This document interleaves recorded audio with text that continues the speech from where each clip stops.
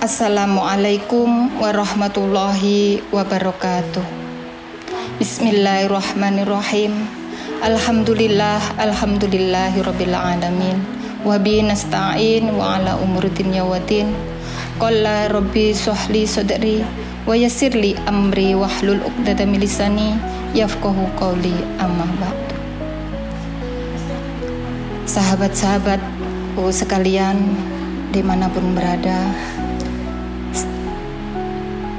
pertama-tama marilah kita panjatkan rasa puji syukur kehadirat Allah Subhanahu wa Ta'ala, yang mana pada hari ini kita masih diberi kesehatan, kenikmatan, sehingga kita masih bisa bertemu dalam keadaan sehat walafiat.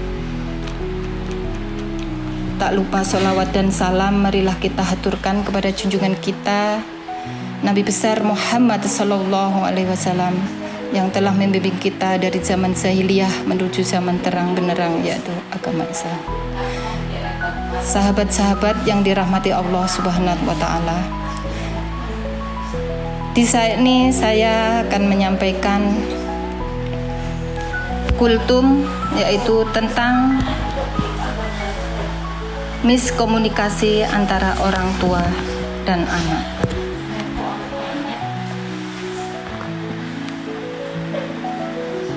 Hadirin yang dirahmati Allah, komunikasi adalah kunci dalam membangun hubungan yang harmonis, terutama antara orang tua dan anak. Seringkali hubungan dalam keluarga menjadi renggang, bukan karena kebencian, tapi karena miskomunikasi orang tua dan anak. Mungkin memiliki maksud baik dalam berbicara, tetapi karena cara berbicara menyampaikannya kurang tepat, akhirnya terjadi salah paham.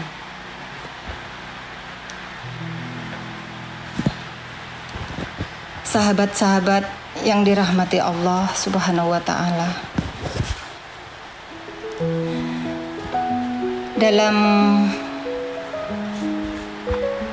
hadis ini saya akan menyampaikan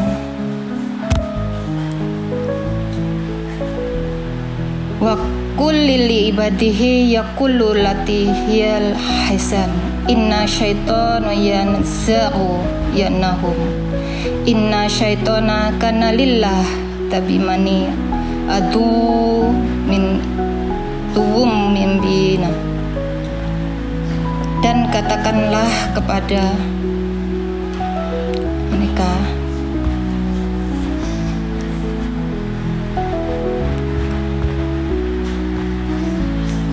Allah kita untuk menggunakan pembicaraan yang baik dalam berkomunikasi sebagai firman dalam Al-Quran.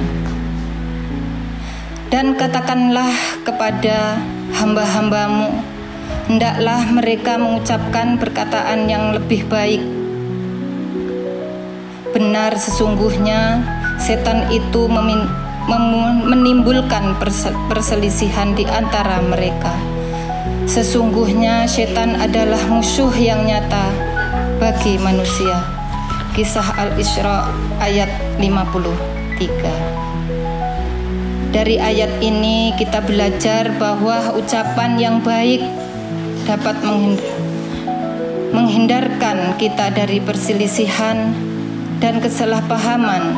Oleh karena itu, orang tua perlu memahami bagaimana cara berkomunikasi yang baik dengan anak-anak mereka, begitu juga sebaliknya. Dalam sebuah hadis, Rasulullah Shallallahu Alaihi Wasallam juga mengajarkan kita pentingnya berbicara dengan lembut dan penuh kasih sayang. Bukanlah seorang mukmin yang baik jika ia tidak menyayangi yang lebih muda dan tidak menghormati yang lebih tua. Hadis Al-Tirmizi. Dari hadis ini kita diajarkan untuk menghormati satu sama lain dalam keluarga, termasuk dalam berbicara. Orang tua sebaiknya tidak berbicara dengan nada kasar kepada anak, dan anak pun harus tetap menghormati orang tua dalam berbicara. Hadirin yang dirahmati Allah,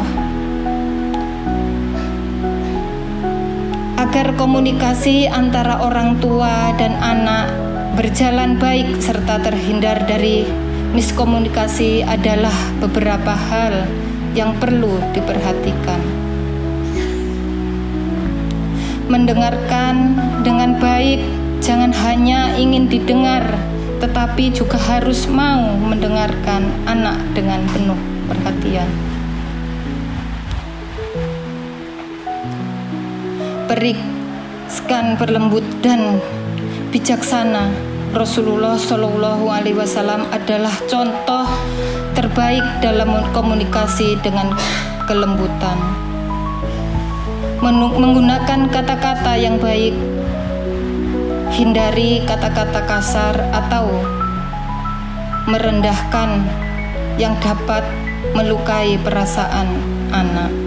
Membangun kedekatan emosional, luangkan waktu bersama, berbicara dari hati ke hati agar anak merasa nyaman dan terbuka.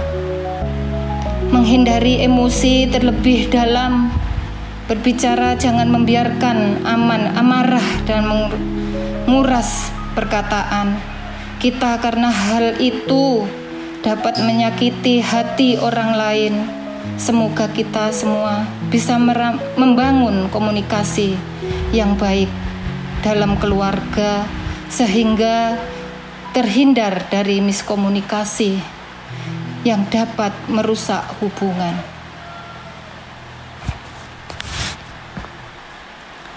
Sahabat-sahabat yang insya Allah dirahmati Allah Subhanahu wa Ta'ala, demikianlah kultum singkat yang dapat saya sampaikan. Semoga kita semua dapat mengamalkan ilmu ini dalam kehidupan sehari-hari. Semoga Allah Subhanahu wa Ta'ala menjadikan keluarga kita keluarga yang sakinah, mawaddah, dan warahmah. Demikianlah kultum dari saya. Wallahul muwaffiq ila aqwamit thoriq. Wassalamualaikum warahmatullahi wabarakatuh.